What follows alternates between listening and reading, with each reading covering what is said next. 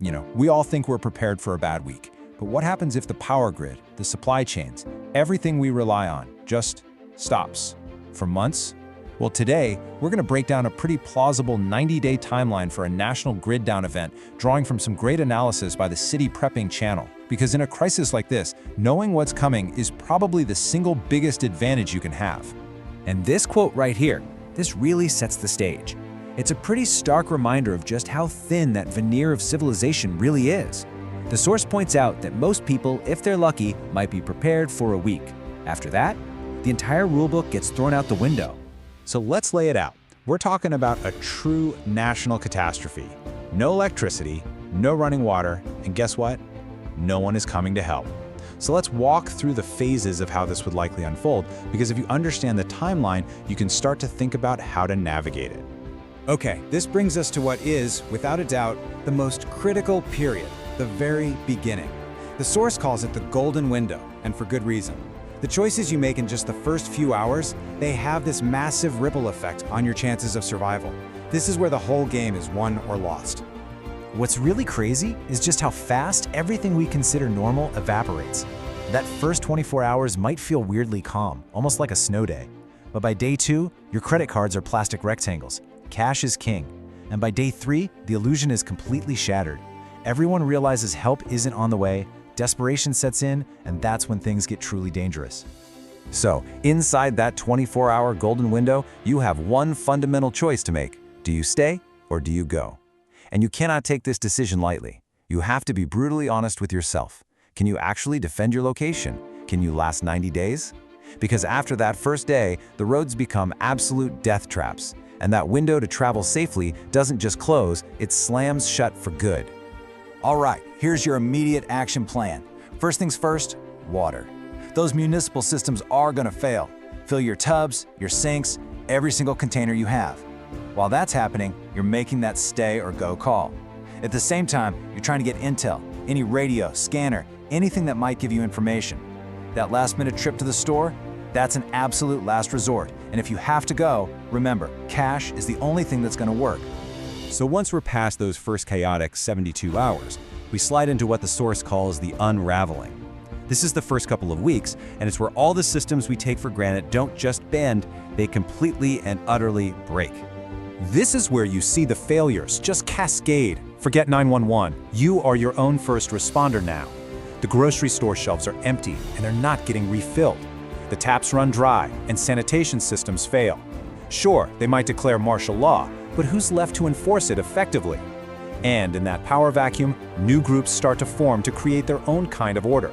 Some good, and some not so good. And I really have to hammer this point home.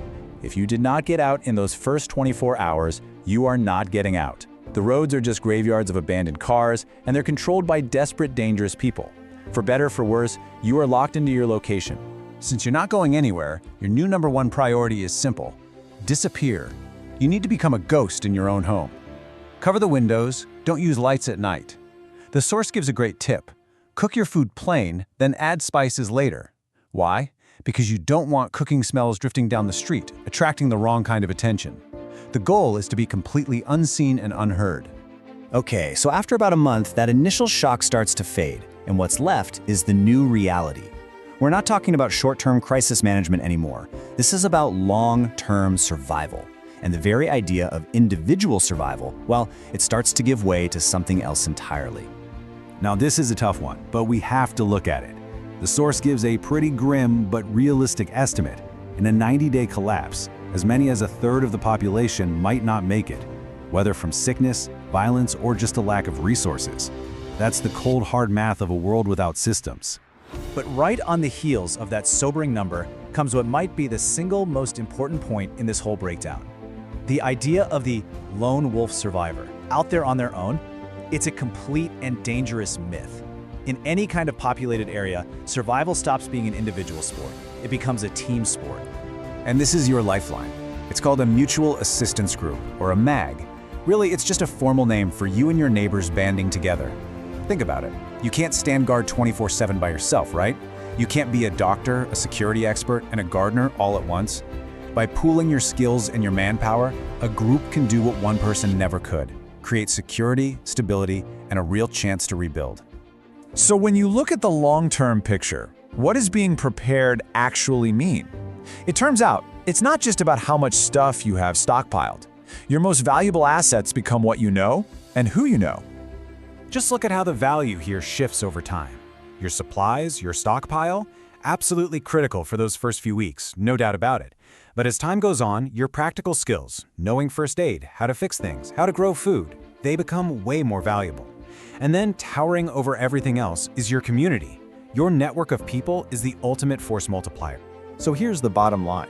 Your stockpile of food might get you a seat at the table, but it's your knowledge and skills that are going to keep you there. A pantry full of food lasts for a few months, but being the person who knows how to treat an infection or fix the generator, that makes you valuable, forever. It makes you indispensable. And that really brings us to the final thought. And it's a question I think is worth really sitting with. Forget about what you have for a second. If everything just stopped tomorrow, what skills, what knowledge, what real-world value could you actually bring to your community to help everyone get through it? That right there is the ultimate prep.